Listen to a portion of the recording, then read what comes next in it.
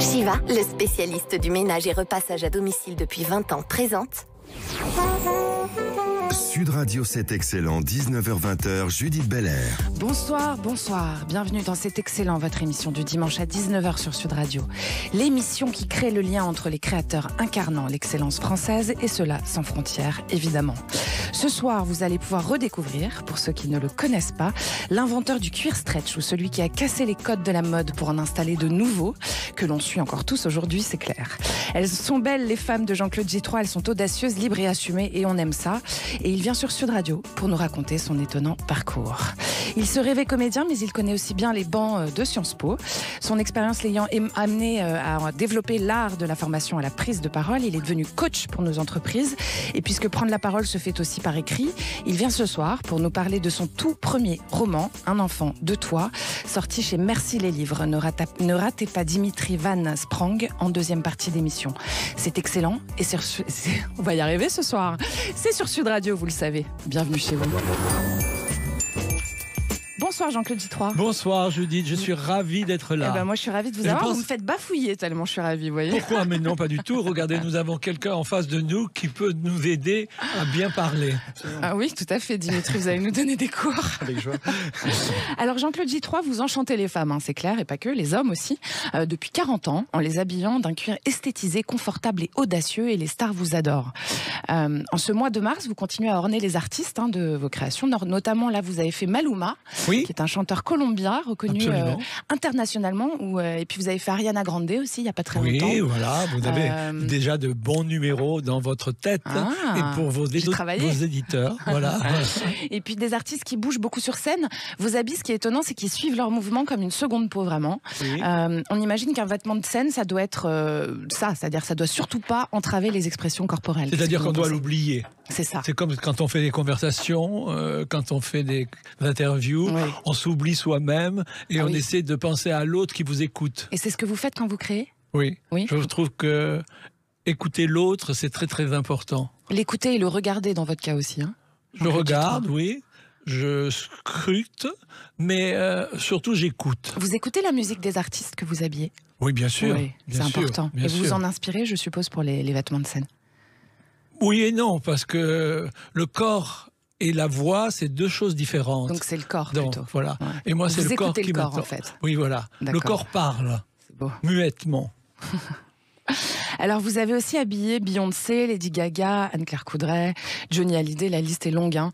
Un panel large de personnalités qui ont tous choisi vos créations. Est-ce que, selon vous, ils vous ont choisi parce que leur insolence, elle s'allie parfaitement à une certaine forme de classicisme aussi? Parce qu'il y a aussi une forme de classicisme dans vos groupes. Chez moi? Oui. Non, il n'y a que de l'insolence. Que de l'insolence? Oui, oui. Oui, mais je transgresse. Vous transgressez. Oui, j'ai transgressé. Parce que mais dans le cuir, dans son univers, c'était un matériau pour se protéger, pour les militaires. Mon père était officier dans l'aviation, donc il portait un blouson de cuir. Et quand j'avais 7-8 ans, j'adorais prendre ce blouson de cuir dans l'armoire, prendre un balai et faire comme si je conduisais un avion, évidemment. Et c'est le début de tout, ça? Pardon? C'est le début de tout?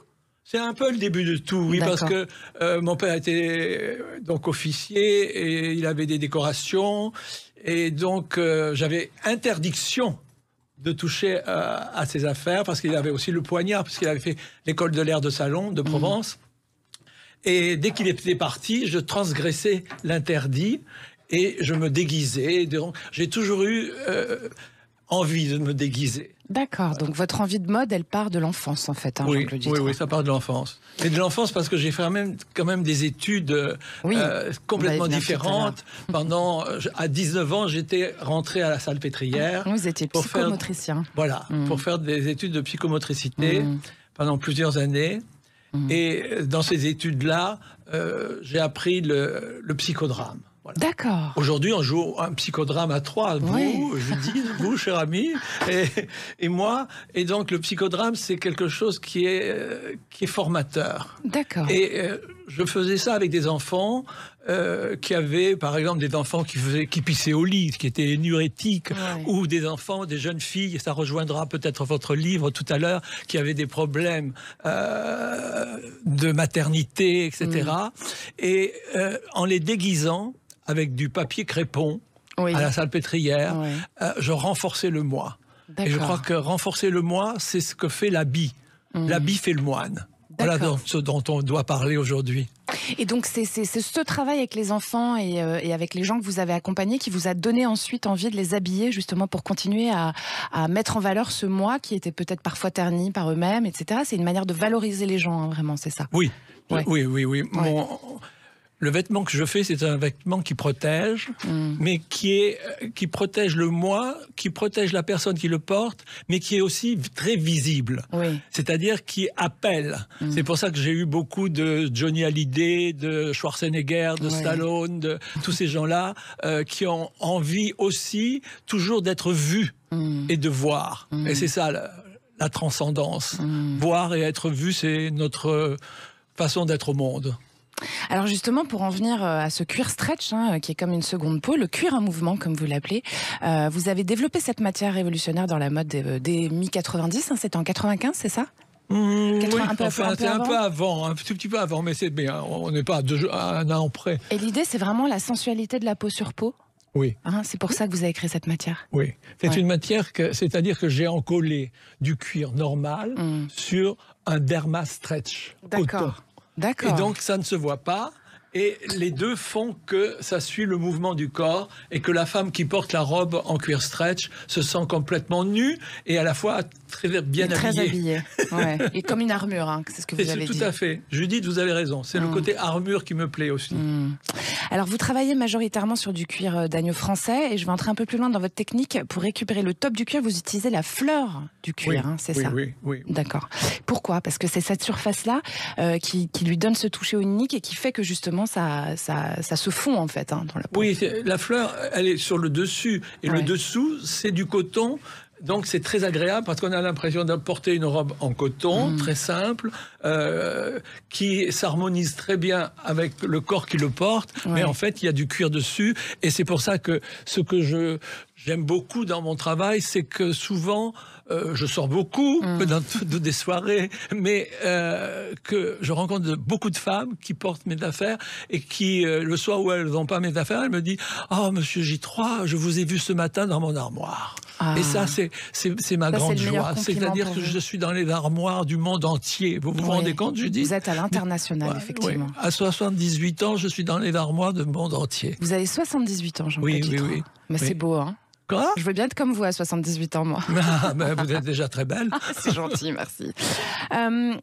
Justement, pour parler un peu sur l'actu, on imagine que c'est très important, surtout dans le monde du cuir en ce moment, de travailler dans l'éco-responsabilité, le circuit court, etc. Oui. Il y a une prise de conscience, hein, effectivement, en ce moment. Est-ce qu'on vous embête avec ça? Pas du tout. Pas du tout. On m'embête pas parce que je travaille que des agneaux français, voilà, et que je dis cette petite formule que tant qu'on mange un petit peu de viande, on aura des chaussures en cuir, on aura des blousons de cuir, et voilà. Heureusement, on a encore le droit de manger de la viande. Voilà, on a encore de l'aura. Oui, ça se restreint les droits en ce moment, mais bon, on va aller voter bientôt. Oui. Vous pensez que ça va changer quelque chose? C'est bien de voter, de toute façon. Et alors, je l'ai dit un peu tout à l'heure, vous avez créé une forme de modernité, même si vous n'êtes pas tellement d'accord, qui allie quand même la tradition. Parce qu'il y a une tradition dans le travail de vos vêtements. Alors, c'est ce que j'appelais le classicisme, hein, c'était peut-être pas le bon mot, mais il y a un vrai alliage de tradition et de modernité. Évidemment, la modernité prend le pas. C'est une volonté quand même assez claire entre vous, pour vous aussi, de mettre en avant cette excellence française et cette tradition qu'on a dans ce pays. Oui, j'exporte beaucoup. Voilà. J'ai été exporté aux États-Unis, au Japon, en Chine, et puis dans tous les pays d'Europe. Ouais. Oui. Et donc, le message, ça reconnaît la France. Oui, c'est d'ailleurs pour ça, mais je ne veux pas le dire, mais ma collaboratrice qui a préparé pour moi cette émission me disait vous devez dire que vous avez été... j'ai eu 3 décorations. Voilà. Oui. Jusqu'à officier de la Légion d'honneur. Voilà, c'est ça. Alors, je dis, si Judith le dit, c'est bien, mais de le dire, et je ne l'apporte pas souvent parce que... Mais vous l'avez été justement à ce titre-là aussi. Hein. Oui, parce que j'ai rapporté beaucoup de... Voilà, je faisais rentrer visibilité de cette excellence, de l'argent et aussi une belle image. Et peut-être une belle image. Vous pensez que c'est surtout l'argent, Jean-Claude Gitroy? Non, mais au niveau des comptables, c'est comme ça que ça se passe. Enfin, voilà. Oui, mais on vous décore pas d'officier de la Légion d'honneur juste parce que vous apportez de l'argent en France, quand même. Qu'est-ce que vous en pensez? Non, mais ça se fait pas aussi facilement que vous pensez. C'est-à-dire que j'ai eu la Légion d'honneur simple, et puis après, voilà, j'ai apporté beaucoup d'argent à la France. Oui. Je fais rapporter beaucoup. Oui. Et puis vous l'avez valorisé aux yeux du monde entier. Oui, aussi. Voilà, faut quand même le dire et le redire. Hein. Oui. Ce savoir-faire-là, il est unique. Oui, mais parce que je me suis déplacé, parce que j'aime rencontrer les gens, parce que j'avais une formation parce que vous écoutez de psychanalyste. Voilà. J'ai fait des études au niveau de Carl Gustav Jung à l'Institut de Zurich, et j'aime le contact, j'aime l'écouter, j'aime mieux écouter que parler. Alors à vous. Ah ouais, pas ici, hein. C'est moi qui vous écoute. Merci Jean-Claude Gitroy. C'est excellent sur Sud Radio en compagnie de l'éponyme créateur de mode Jean-Claude Gitroy, qui sera rejoint dans pas très longtemps par un coach qui manie la plume aussi, Dimitri Van Sprang. À tout de suite les copains. Shiva, le spécialiste du ménage et repassage à domicile depuis 20 ans, présente Sud Radio, c'est excellent, 19h-20h, Judith Belair. Vous êtes bien sur Sud Radio et c'est excellent, en compagnie du créateur égérie Jean-Claude Gitroy, qui va être rejoint dans peu de temps par un acteur et formateur devenu écrivain, Dimitri Van Sprang. Je l'ai bien descendu ou pas? Mais avant, juste avant cela, on continue avec Jean-Claude Gitroy, qui lui aussi a eu plusieurs vies, on l'a dit, hein, puis on va y revenir. Je l'avoue, chers auditeurs, j'étais absolument pas au courant, et je vous l'avoue aussi, à vous, Jean-Claude Gitroy, que vous aviez été psychomotricien. Oui. Et puis, vous avez été Jean-Claude Coste, en fait, dans votre première vie. Mon père s'appelle Coste, donc j'étais Jean-Claude Coste au départ. Quand je travaillais dans la psychomotricité, quand je formais des élèves, puisque j'étais aussi directeur de l'Institut supérieur de rééducation psychomotrice de la faculté de médecine. Vous avez noté, hein, c'est nommé. Pardon. Madame Veil qui m'avait nommé. Et donc, j'ai formé des élèves. Après avoir fait mes études personnelles, j'ai formé plus de 3, 4, 5 promotions de 300 élèves. C'est très étonnant. Voilà. Et vous avez arrêté à 33 ans? Oui, c'est ça. Vous savez plein de choses sur moi. J'ai arrêté parce que mon épouse était orthophoniste, et donc on était tous les deux dans le même domaine. Et puis elle a été enceinte, et donc le ça bébé. A provoqué. Voilà. Le bébé étant arrivé, c'était difficile. Voilà. Parce que j'étais dans tous les dispensaires d'hygiène mentale de la région de Nice, de Menton, de Cannes, et elle aussi. Enfin, vous étiez trop occupé en fait. Oui, voilà. Mais la chance quand j'étais à la faculté, c'est que j'avais quand même 6 mois de vacances, et donc on partait tous les 3. C'est pas mal 6 mois de vacances. Oui, parce que c'est comme ça que ça se passe. Hein. Les cours se terminent fin mai-juin, et puis vous recommencez au mois d'octobre. Vous voyez, alors mai, juin, juillet, août, septembre, octobre, ça fait 6 mois, et donc on a parcouru le monde, mais à un moment donné, mon épouse était un peu fatiguée, et donc nous avons décidé de changer complètement. De changer de vie. Voilà. Alors Jean-Claude, j'ai cherché le lien entre votre vie d'avant et celui d'après. Vous l'avez dit tout à l'heure, hein, il y a le blouson en cuir de votre papa, il y a le fait d'écouter les corps, il y a la transgression. Puis j'ai trouvé une autre évidence. La psychomotricité, hein, pour les auditeurs, ça étudie les interactions entre perception, sentiment, pensée, mouvement et comportement. C'est donc une science qui allie le cerveau au physique, les rendant totalement indissociables. Et vos vêtements aliens, hein, ils sont aliens vos vêtements, ils épousent le corps des femmes et des hommes comme une seconde peau, on l'a dit, et ils nécessitent forcément une connaissance approfondie de l'être. Donc c'était assez logique finalement que vous deveniez styliste. C'est logique parce que je pense que l'habit fait le moine. Vous l'avez dit tout à l'heure. Je l'ai dit tout à l'heure, je le redis, et la façon de s'habiller veut dire quelque chose. On veut dire quelque chose à soi-même, on veut dire quelque chose aux autres, et c'est un objet transitionnel de communication. C'est pour ça que c'est un peu alien aussi, hein, parce que ça parle sans les mots, quoi. Voilà. C'est ça. Alors je pense aussi à votre skin jean qui a été créé en 1998, j'adore ça. C'est un pantalon dont les couleurs varient en fonction de l'extension que lui donnent les muscles en mouvement. Non mais il faut y aller, le chercher le truc quand même. Hein. Racontez-moi ce que c'est ce skin jean, c'est étonnant. C'est dans la même idée, en fait. Hein. C'est un jean en cuir, encollé sur du derma stretch. D'accord. Et donc, dès que vous articulez, eh bien, au coude, aux genoux, aux articulations, ça change un tout petit peu de couleur. N'exagérons pas, c'est pas un arc-en-ciel non plus. Ça aurait plu à ma fille. Sûrement. Mais c'est étonnant. C'est-à-dire qu'en fonction aussi de la chaleur, j'imagine que dégage le corps. Oui, mais c'est surtout en fonction du mouvement. D'accord. Voilà. Et alors, cette rupture totale sur votre chemin à 33 ans, vous l'avez dit, c'est parce que vous aviez envie de changer de vie, mais est-ce que finalement, vous n'aviez pas envie d'être styliste depuis toujours, Jean-Claude Dutroy ? Je ne sais pas. Mais comment c'est venu ? Je vous ai dit, je faisais du psychodrame, c'est-à-dire que je travaillais avec des enfants qui étaient énurétiques, qui avaient des problèmes de comportement avec la famille, avec la fratrie. Donc c'est le fait de les avoir habillés en papier crépon qui vous a emmené à habiller les gens en cuir. C'est pas tout à fait comme ça. Ça se passe comme ça. Mais un jour, une de mes assistantes me dit, écoutez, cette petite robe noire en papier crépon, j'ai une soirée, je vais la mettre, je la prendrai bien volontiers. Je lui dis, prenez-la, pas de problème. Elle a pris le truc, elle est partie pour faire sa soirée son week-end, elle est revenue et je lui ai dit alors comment ça s'est passé, où elle est la robe? Elle m'a dit ils m'ont tout déchiré, ils m'ont tout truc, j'ai fait un tabac, c'était extraordinaire. Et donc ça c'est une impulsion ça m'a plu et avec mon épouse Edith Wolgensinger qui était orthophoniste, qui travaillait elle que le langage. Elle a dit moi j'aime bien la mode et tout évidemment. Donc c'est une histoire à deux aussi au départ. Hein, c'est toujours une histoire à deux. Toujours une histoire à deux. Oui, les histoires à deux, c'est oui. On fait rien seul. Et alors, on fait rien de bien seul. Je suis assez d'accord avec ça, j'avoue. À part quand on écrit, peut-être, vous allez nous en dire un peu plus tout à l'heure, Dimitri. Et alors, Jean-Claude Dutroy, vous ouvrez votre première boutique à Nice en 1978. Hein, oui, c'est ça.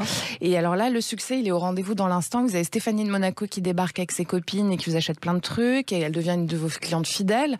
Le succès, mis à part le talent, est-ce que c'est pas un peu une histoire de réseau quand même? Comment elle fait pour débarquer dans votre boutique, Stéphanie? Je ne sais pas comment elle fait parce que elle était. C'est par hasard? Vous la connaissiez avant ou pas? Non, pas du tout. Non. Mais c'est pas. Elle avait 19 ans, même pas 18 ans et demi. Et elle voulait acheter un appartement. D'accord. Et le prince lui a dit non, tu vas travailler si tu veux acheter. Et donc. Ah ouais, il disait ça, le prince de Monaco. Il voulait pas lui acheter l'appartement. Alors elle est venue me voir. Et elle a dit est-ce que je pourrais pas être mannequin pour vous parce que j'habillais déjà Caroline. J'ai déjà habillé sa sœur plusieurs fois. D'accord. Je l'ai rencontrée récemment d'ailleurs, Caroline. Et elle me disait, je lui disais comment tu vas? Et elle me dit, je lui dis avec tous tes petits enfants, tu dois être heureuse. Elle me dit non, j'en ai trop. Ok. Bon, il y en a qui n'en auraient pas assez. Hein. Chacun voit midi à sa porte. Oui, moi j'en ai 10. Hein. Vous avez 10 petits enfants? Oui. Bravo, c'est excellent. Oui. C'est une belle grande famille. Hein. Oui. Eh ben, ils sont tous habillés en J3 ou pas? Non. Alors, vos vêtements, ils épousent le corps, on l'a dit, hein, Jean-Claude J3. Mais pour certains, ils le sculptent aussi. C'est une sculpture sur corps. Si c'est Johnny Hallyday ou si c'est des gens de théâtre, de cinéma. Voilà. Vous ornez, en fait, les gens, vous les ornez. Comme les éléments d'une architecture, quand même. Vous les sublimez. C'est peut-être plus ça le terme. Je fais comme vous. Je les écoute d'abord. D'accord. Voilà. Ok. Et je les écoute et je suis pas tout à fait ce qu'ils disent. Voilà. Mais après, ils sont très contents. Ils vous disent ce qu'ils veulent et après, vous en faites votre sauce, quoi. Oui. D'accord. Ok. Oui. C'est pas mal en même temps. Il faut de vous dans la création, sinon ça marche pas. Ils me suivent parce que j'ai habillé Johnny pendant plus de 15 ans. Oui. Il y a pour la petite histoire qui est sortie partout sur les réseaux, là, il y a pas longtemps, c'est vous qui avez demandé, il vous a demandé de demander à Laetitia pour lui en mariage. Oui, ça c'était très mignon. Parce qu'on était en vacances à la Lorada et j'étais dans la cuisine avec lui. Et il me dit, va voir Laetitia et dis-lui que je veux l'épouser. Alors j'ai dit, oui, d'accord. Alors, je suis allé dans le jardin, j'ai dit à Laetitia, tu sais, je vais t'épouser, mais elle avait 19 ans, même pas 18 ans et demi. Et puis, elle s'est mise à pleurer. Moi aussi, je me suis mis à pleurer. Parce que c'était une histoire. C'est surréaliste. C'était une histoire vraie. Ouais. Il s'aimait, elle aimait à la folie. Ouais. Hein. Et puis. il était aimable en même temps. Hein. Oui, il était aimable. Et puis après, donc, c'est moi qui les ai mariés avec. J'étais le témoin de la petite. Et puis, c'est Nicolas Sarkozy qui les a mariés. Et alors, c'était très drôle comme mariage parce que, pour commencer, Nicolas, un peu comme vous, avait la parole très facile et il s'est mis à chanter toutes les chansons de Johnny. Ah, d'accord. Voilà. Dans la mairie de Neuilly. Dans la mairie. J'adore. Non, mais sur le pupitre, il était déjà... Et il chantait du Johnny au mariage. Entier. D'accord. C'était très drôle. Par cœur. Par cœur. Il était fan, on adore. Vous avez côtoyé des grands artistes aussi contemporains comme Niki de Saint-Phal. Est-ce que c'était une inspiration pour vous, cette femme ? Oui, c'était intéressant parce que c'est surtout César. César... Et son rapport au corps de la femme aussi ? Oui. Ouais. Non, mais c'est pas ça. Non, pardon. Allez-y. Non, César, vous connaissez César. Oui, d'accord. César, le créateur. Oui. Non, le pas créateur, l'autre. Voilà. Celui qui faisait les compressions, voilà. pardon. Donc il m'en a fait plusieurs, d'ailleurs. D'accord. Il y a une histoire assez amusante, mais après je vais... Vous je ne sais pas le temps que nous avons, mais César venait tous les jours me voir, parce qu'il habitait pas loin de ma boutique, et tous les jours il achetait une robe. J'ai dit, c'est bien, voilà. Parce qu'il avait beaucoup de petites amies, César. D'accord. Et puis il me dit, un jour, il regarde... Une par jour, en fait, c'est ça. Presque. Et en fait, il regarde mes mains et il me dit, mais tu as des bagues, tu as des médailles là autour de toi. Donne-moi tout ça, je vais te faire une compression. Et puis si tu as ta grand-mère qui a des trucs, tu demandes à la grand-mère, etc. Alors, je dis, oui, je vais demander, tu me fais une belle compression. Alors, effectivement, je lui ai apporté quelques babioles. Et puis, un mois après, il m'a apporté la compression. Et je lui ai dit, mais elle est vraiment belle, vraiment, voilà, vraiment, tout le monde, mon épouse, tout ça, tout dit, c'est super, tout. J'ai dit, mais César, où il est le diamant là qui était là? Il me fait, le diamant? Mais le diamant, il est à l'intérieur. Donc, j'ai jamais retrouvé le diamant. En même temps, vous avez donné un diamant à César. Oui, non, mais il m'a donné beaucoup de choses parce que justement, on en revient à Niki de Saint-Phal. Et il était très opposé à sa façon de faire. Pourtant, il adorait les femmes, la preuve. Oui. Pourquoi il était opposé à elle? Parce que... on va rejoindre peut-être notre amie de tout à l'heure, je crois, je sais pas. Mais vous savez comment elle travaillait? Vous savez comment elle travaillait? Non, allez-y, je vous écoute. Voilà. Alors, il y avait un grand mur, une toile, et puis blanche. D'accord. Et derrière la toile, il y avait des petits sachets de peinture. Ok. Et elle prenait un fusil... Et pan, pan, pan. Et là, ça coulait. Et voilà. Et après, c'était le tableau.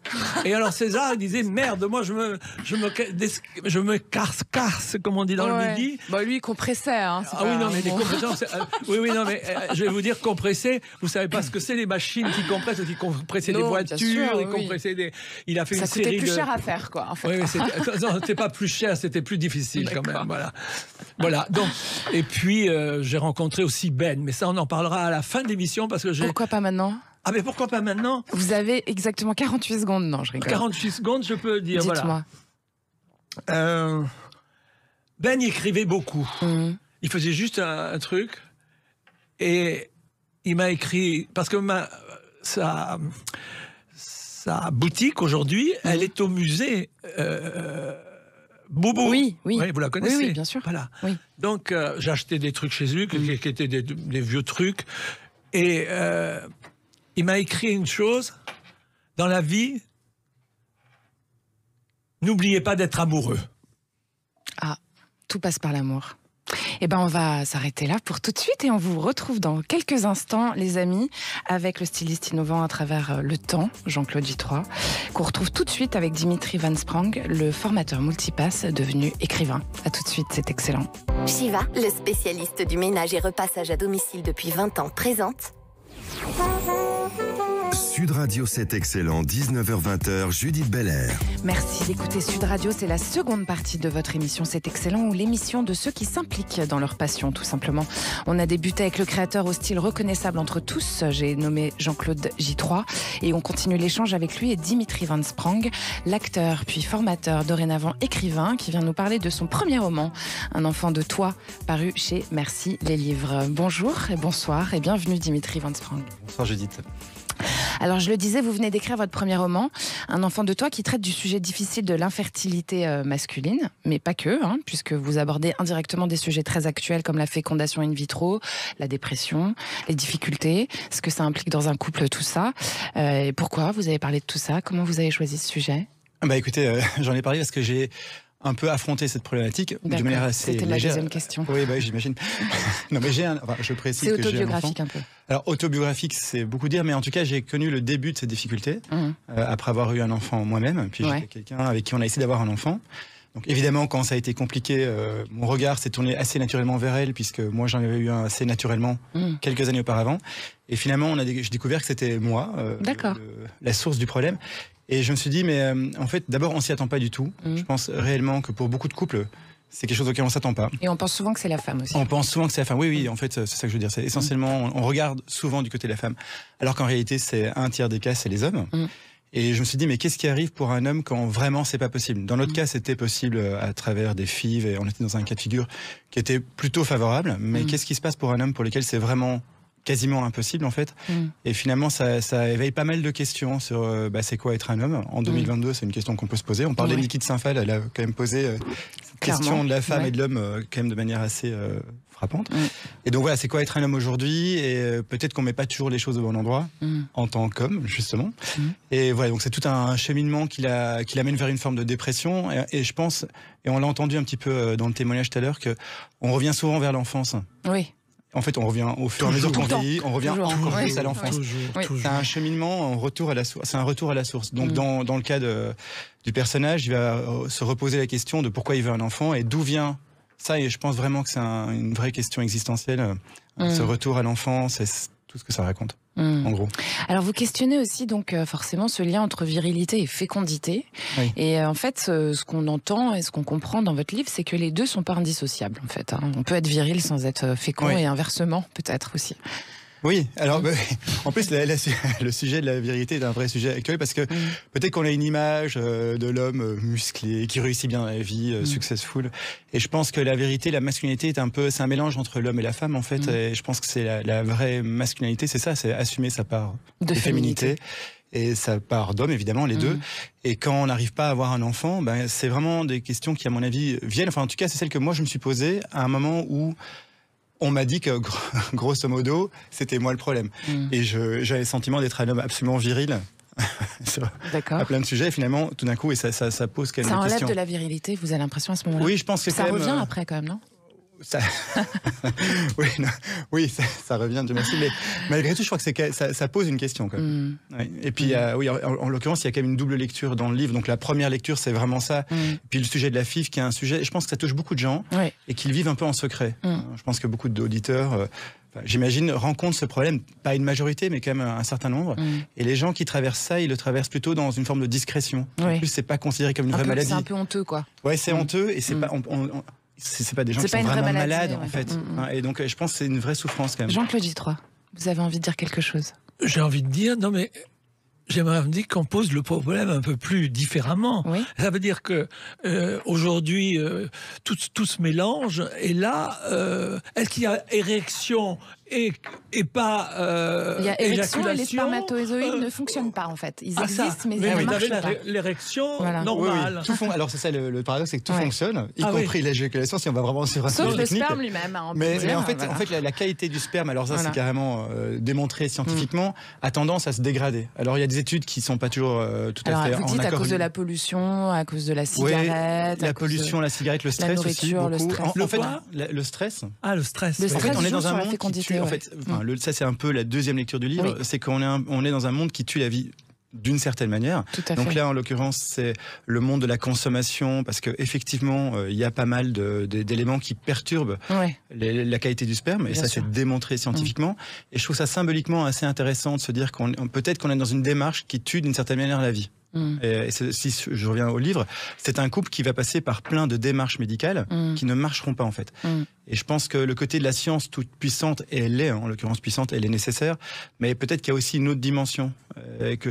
On parlait de l'être, justement. Et je pense, ouais. Et je pense qu'il faut un retour un peu à l'être. Il y a un début de ce qu'on appelle le développement personnel avec lequel... Moi, je pense qu'à travers tout ce que vous dites, le problème est que la meilleure aide, ça peut être la femme, c'est-à-dire celui qui est en face, celle qui est en face. Elle est très importante dans votre... Oui, j'ai pas encore lu le livre, mais je vais le lire. C'est Adrien et Louise.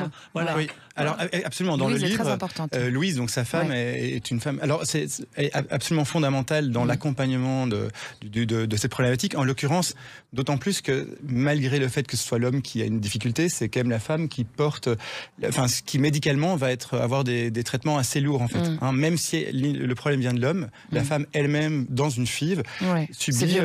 C'est assez violent en fait. C'est des boosts, il faut bien comprendre, d'hormones à chaque fois. À chaque FIV, c'est des boosts d'hormones qui sont cancérigènes. Donc il faut faire attention à pas en faire trop non plus. Et donc oui, la femme l'accompagne et puis il va rencontrer aussi quelqu'un où ça se joue à un niveau peut-être un peu plus, on va dire spirituel, une femme aussi, qui va le faire évoluer, cheminer d'une certaine manière. Donc oui, la femme est un support. Enfin, je vais dire le mot support est vraiment pas approprié, mais c'est un partenaire fondamental.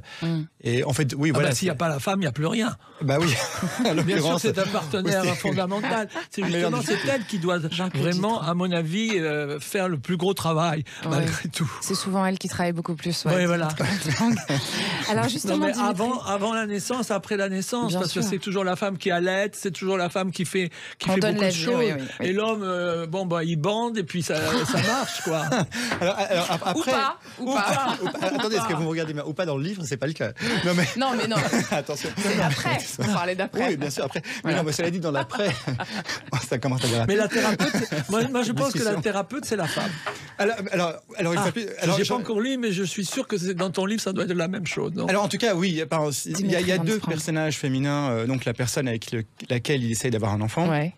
Et puis il y a un autre personnage féminin qui est d'une certaine manière une thérapeute, c'est vrai en plus, dont il va rêver, qui va effectivement le faire ramener à ces questions de pourquoi avoir un enfant, d'où ça vient, son enfance justement, et c'est elle qui l'amène sur ce terrain. Après, pour aller sur ce qui se passe après, une fois que l'enfant est là, on est dans une société où je pense quand même que la part de l'homme grandit, je trouve ça très bien, et je pense que ce qui est une bonne nouvelle quand même, c'est cette idée que on assume peut-être plus notre part de féminité.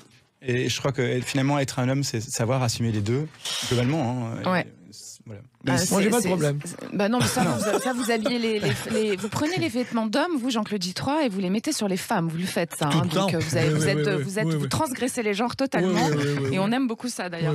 Alors, Dimitri Van Sprank, justement, sans spoiler votre roman, je peux raconter que votre héros, Adrien, il va être donc à un moment partagé entre le tangible et l'éphémère, avec cette fameuse Flore, cette femme. Donc, il y a sa femme, il y a Louise, et puis il y a Flore qui vient illuminer sa vie à un moment où il plonge dans l'ombre. Et c'est l'éphémère qui le sauve, finalement. C'est pas le tangible. Alors, l'éphémère, c'est plus le rêve que l'éphémère, en fait. Il y a un côté très éphémère dans la relation. Oui, ça c'est vrai, parce qu'à un moment, en fait, une fois que l'œuvre, on va dire presque spirituelle a été, une fois qu'il est en chemin, une fois qu'il est en chemin, accouché, on peut le dire. On peut le dire, absolument, accouché spirituellement, en tout cas mentalement parlant, dans l'être, une fois de plus. Effectivement, la majeure partie a été faite, en fait. Elle a amené sur ce chemin-là, et je pense que des rencontres amènent à ça. Et en fait, ce livre, il y a l'aspect vraiment une fois de plus médical, mais il y a aussi presque un aspect spirituel. Bien sûr. Je ne vais pas dire un gros mot là-dedans. Poétique aussi. Oui, parce que pour moi, est assez intimement lié, mais spirituel dans le sens où je pense que, retrouver un peu le sens de l'être, de notre raison d'être, notre raison de vie, en fait, je crois que c'est la source de la vie. Et c'est le sujet du livre, en fait. Et je pense c'est un sujet que vous avez en commun tous les deux, Jean-Claude Jitroy, Dimitri Van Sprank. Redécouvrir l'être, vous êtes à l'écoute des corps, donc à l'écoute des êtres aussi quand vous créez. Mais j'ai pas eu de problème, parce que j'ai eu un garçon, une fille qui m'a fait 8 petits-enfants, et un garçon qui m'en a fait 2. Donc, c'est magnifique. Voilà. Donc, j'ai 10 petits-enfants et ça se passe très bien. Donc votre sperme, il fonctionne bien, Jean-Claude Jitroy. On verra ça après. Cette discussion est en train de partir. Oui. C'est un livre sérieux qui fait arrêter là. Non, mais c'est la le sujet. D'abord, je tiens à dire, dans le livre, l'idée, c'est je l'aborde quand même avec un peu d'humour, parce qu'il y a la poésie, j'espère, de l'humour aussi. Non, c'est agréable à lire, on peut le dire. Oui, c'est l'idée. Enfin, en tout cas, j'espère. Et il y a vraiment cette idée qu'en fait, quelle que soit la difficulté qu'on rencontre, à un moment, on peut faire le choix de se mettre en chemin. Et c'est ce que le personnage va vivre. En l'occurrence, là, c'est le fait de ne pas pouvoir avoir un enfant. Mais dans la vie, on a souvent l'occasion de se mettre en chemin et de se poser les bonnes questions. Ou bien on prend cette occasion, parfois on passe à côté pour plein de raisons et c'est la vie, mais c'est intéressant de se dire, voilà, quand je rencontre une difficulté, qu'est-ce que ça raconte de moi et comment ça peut me faire grandir. Et c'est là où, quand on parlait justement des travaux de Carl Jung, moi je trouve qu'il y a je dis, le livre n'est pas jungien, je fais référence à un moment à Jung brièvement. Carl Gustav Jung. Je fais une petite référence à ça, parce que mon métier c'est coach. Son meilleur livre, c'est Ma vie, là, de Carl Gustav Jung. Excusez-moi. Il a écrit un livre qui s'appelle Ma vie. Ah, écoutez, moi j'ai lu le livre rouge, mais pas Ma vie. Voilà. Ça, il faudrait que je le lise. Du coup, Alors dites-le rapidement ce que vous allez dire sur Jung, parce qu'on a 1 minute 30. Je vais finir ça en 1 minute 30. Non, mais c'est tout le travail sur l'être, justement. Et donc, Carl Jung, il parle beaucoup des rêves et de ce que les rêves racontent, non seulement de nous, mais aussi du monde dans lequel on vit. On est par exemple, aujourd'hui, on vit dans un monde un peu compliqué, on peut pas dire l'inverse, où il y a vraiment une lourdeur. Et je pense que collectivement, c'est quelque chose qu'on partage et dans notre inconscient, en fait. Bah oui, dans le rêve, et du coup, dans l'inconscient. Moi, je le vois dans mes coachings, parce que j'accompagne des dirigeants dans leur métier, et je sens quand même des questions qui viennent, qui étaient peut-être un peu différentes avant, parce que inconsciemment, on est dans un monde qui nous raconte quelque chose, qui nous met peut-être en chemin ou pas d'ailleurs. Moi, ça m'intéresse beaucoup, parce que Dimitri dit des choses très intéressantes, dans le sens que Carl Gustav Jung, j'ai suivi pendant 3 ans à l'université de Zurich, à l'Institut Carl Gustav Jung, une formation. Et une formation sur le jeu de sable. C'est-à-dire qu'on a, vous connaissez ça, Dimitri. Donc on a une table avec du sable, et dans une salle, il y a 10 millions d'objets. Vous allez choisir des objets, vous en choisissez 10, vous les mettez au milieu, et là, on va faire l'interprétation de ce que vous faites. Votre choix aussi. Et dans ce problème-là de fertilité, c'est très, très, très important. Parce que on déplace le problème du corps vivant sur un corps mis en valeur dans un cadre comme un tableau. C'est ce que vous faites, Jean-Claude Dutroy. Bravo, c'est une belle émission et merci à vous d'avoir choisi cet excellent sur Sud Radio. On revient tout de suite en compagnie du styliste iconique Jean-Claude Dutroy et du romancier poétique Dimitri Van Sprang. On vous retrouve tout de suite pour la dernière partie de l'émission. À tout de suite. Shiva, le spécialiste du ménage et repassage à domicile depuis 20 ans, présente Sud Radio, c'est excellent, 19h-20h, Judith Belair. Vous êtes bien sur Sud Radio et nous aussi, en compagnie du créateur égérie, on l'a dit, Jean-Claude Dutroy, et de l'acteur puis formateur devenu écrivain, Dimitri Van Sprang. Alors Dimitri Van Sprang, je l'ai dit juste avant la coupure, vous êtes un romancier poétique, vous avez une écriture fluide, très imagée, propre à la rêverie, on vient de parler du rêve. Du coup, forcément, je me demande si malgré le fait que vous en soyez à votre premier roman, c'est pas un peu une vocation chez vous quand même. Bah, en tout cas, si la question c'est est-ce que je vais en faire un deuxième, oui, clairement. J'ai beaucoup aimé l'exercice. C'est vraiment un besoin pour moi maintenant d'écrire. Enfin, on me disait comédien, j'ai voulu être comédien, j'étais au cours Florent, et c'est quelque chose que j'ai beaucoup aimé, mais je pense pas avoir vraiment senti ce besoin. Et on parlait justement d'un sacerdoce quand j'étais au cours Florent, en disant voilà, c'est un sacerdoce, et je comprenais pas tellement ce terme, même si j'ai adoré faire ces cours, je trouvais ça hyper intéressant. Mais en fait, je pense que c'est l'aspect littéraire des œuvres qui m'intéressait, parce qu'en sortant, plus malheureusement... que les déclamer, quoi, en fait. Oui, déclamer moins, tandis que la lecture, j'ai vraiment beaucoup aimé, j'ai découvert des auteurs extraordinaires, et puis quand on sort des cours Florent, on fait pas des choses extraordinaires, pas toujours en tout cas, donc on défend pas toujours des grands textes. On dit pas Shakespeare, quoi. Voilà, malheureusement non. Quoique j'ai joué Shakespeare une fois quand même. Bravo. J'étais Oberon dans Le Songe d'une d'été. D'accord. Mais voilà, mais c'était voilà, je crois que oui, l'écriture c'est quelque chose que ça devient vraiment un besoin. Après, il y a toutes les étapes qui suivent. Il faut faire éditer un livre, c'est déjà une vraie aventure. Vendre un livre, c'est une autre aventure. Mais l'écriture, oui, c'est quelque chose que j'ai beaucoup aimé et j'ai envie de raconter plein d'histoires et notamment aussi sur ce que je ressens de la société d'aujourd'hui et ce qui me touche aujourd'hui. Donc, oui, j'espère pouvoir continuer cette aventure. Donc, c'est pas éphémère, là. Alors là, pour le coup, non. Alors, je l'ai dit, Dimitri Van Sprang, avant d'être écrivain, vous êtes coach et formateur en entreprise, vous l'avez dit aussi. Vous avez fait de la production, vous avez fait plein de choses. Vous avez fait plein de choses. La première citation de votre roman, Un enfant de toi, on l'a dit, c'est de Benjamin Constant, et vous dites, qui vous dit « Ma vie n'est au fond nulle part qu'en moi-même ». Ça vous résume bien, en fait. Oui, ça me C'est résume. ce qu'on disait tout à l'heure. Mais je pense que ça nous résume tous, en réalité. C'est pour ça que j'adore cette phrase. Après, on n'ouvre ou pas le soi-même. Je pense aux autres, vous voulez dire? Aux autres, déjà à soi, en fait, je pense. Vraiment, et vraiment aller au cœur de soi, parce que c'est un chemin qui est difficile. Et si je parlais du développement personnel, je pense que c'est très bien, c'est le début du chemin, mais souvent on reste un peu en surface. Aller vers soi-même, vers l'être, c'est un chemin qui est compliqué. Et que je trouve vraiment passionnant. Et qui est nécessaire. Et à mon avis, nécessaire. Après, il y a des gens qui vivent très bien en surface. Et je suis toujours très admiratif de ça parce que je sais pas, moi, je sais pas faire autrement que aller creuser. Oui, d'être à fond. Mais oui, je pense que oui. Mais ça, c'est à fond. Après, c'est pas un chemin toujours simple, mais je trouve que c'est un chemin passionnant. Et du coup, ça permet à des gens de se réinventer. Comme Jean-Claude Dutroy par exemple. Mais vous avez ça en commun tous les deux. Vous avez des chemins de vie disruptifs, mais en même temps qui sont très liés. C'est-à-dire qu'il n'y a pas, il y a une rupture à un moment donné, mais il y a une évidence de lien entre l'avant et l'après. Qu'est-ce que vous en pensez, Jean-Claude Dutroy?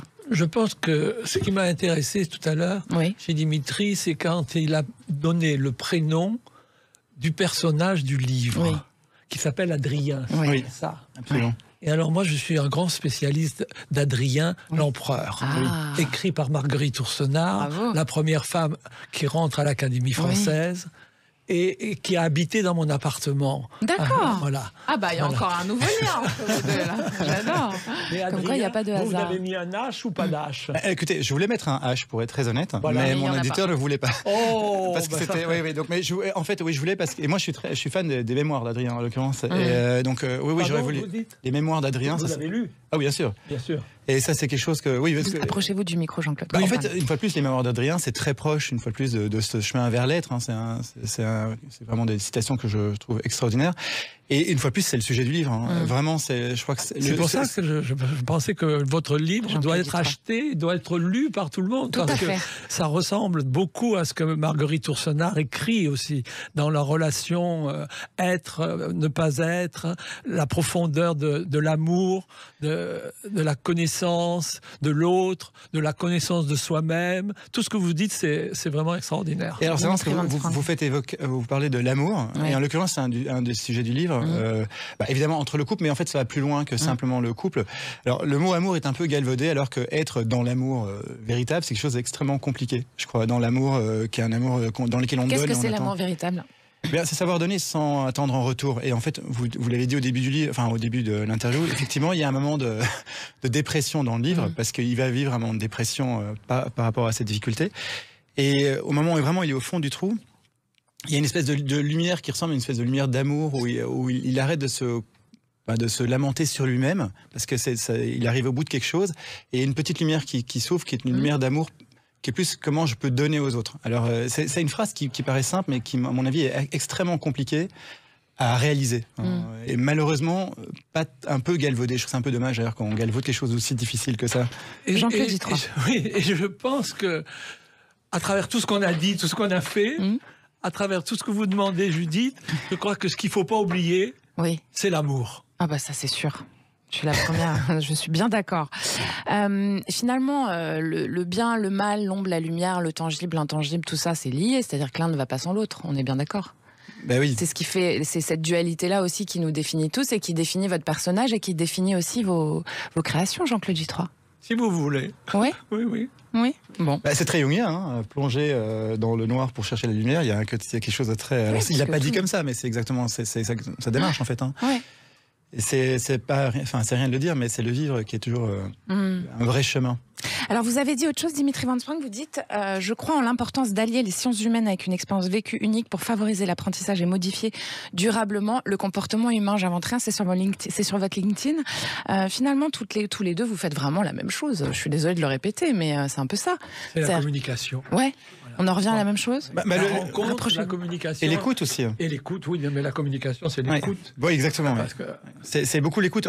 Quand je vous écoutais tout à l'heure, je trouve ça passionnant de regarder, d'observer les gens et savoir les habiller en fonction de ce qu'ils racontent. Au-delà de ce qu'ils racontent, ça c'est ce qu'on fait en tant que coach. Il y a ce que les gens nous disent et puis il y a ce qu'ils sont. Et la force d'un coach, par exemple, c'est de sentir ce que la personne est pour la faire grandir. Dans le silence, Et au-delà des mots. Et quand je vous écoutais, apparemment, quand quelqu'un vous demande quelque chose, vous ne l'écoutez pas forcément par rapport à ce qu'il dit, mais j'imagine que vous l'écoutez par rapport à ce qu'il est.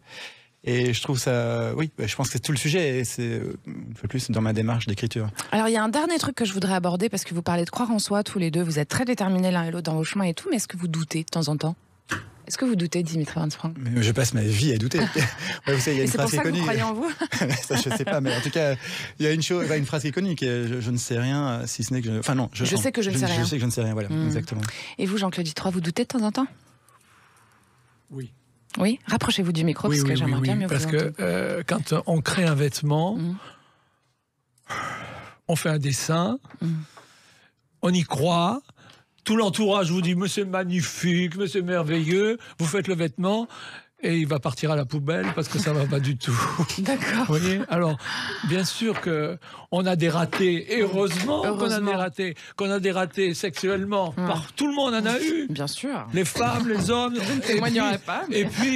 Et puis un jour, ça s'arrange. Oui. Et puis un jour, on dit bravo. Et c'est aussi parce qu'on a eu des ratés que ça s'arrange. Oui, finalement. Oui. Ouais. Et puis un jour, quelqu'un vous tient la main, puis vous vous en allez, c'est très bien. À deux toujours, hein, Jean-Claude Dutroy.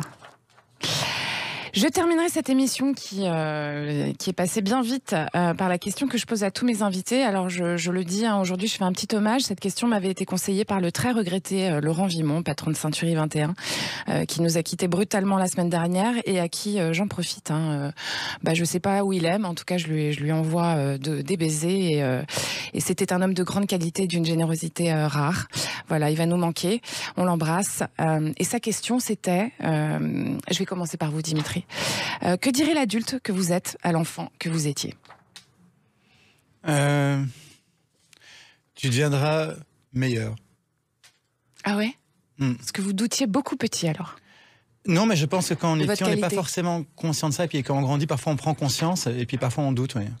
Et je pense qu'avec le temps, on devient meilleur. Enfin, oui, je crois. D'accord. Donc c'est comme ça que vous diriez à cet enfant d'aller sur sa route, quoi. On devient meilleur avec le temps, vas-y en fait. Mais on doute parfois par rapport au regard des autres quand on est petit. Oui. Du coup, parfois on ne sait pas très bien si on est le meilleur. Enfin, c'est pas le meilleur d'ailleurs, être meilleur intérieurement, mais oui, les autres vous font douter. Dans l'enfance, c'est à la fois merveilleux et parfois c'est difficile. Et alors vous, qu'est-ce que vous lui diriez à cet enfant, Jean-Claude Dutroy ? Moi, je lui dirais, donne-moi ta main, prends la mienne, tout ira bien. Oui. Vous étiez inquiet, petit ? Inquiet ? Oui.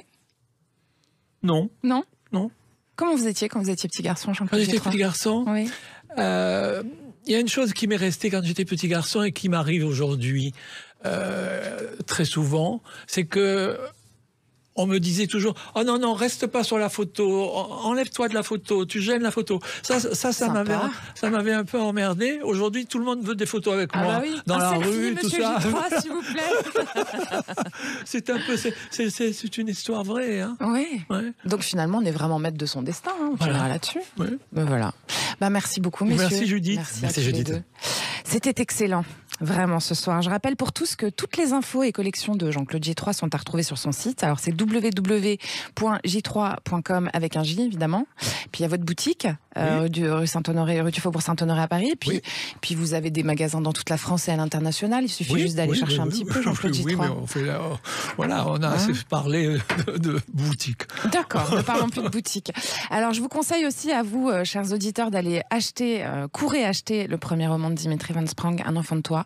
C'est vraiment joli. C'est sorti chez Merci les livres et c'est vraiment joli à lire, je le répète.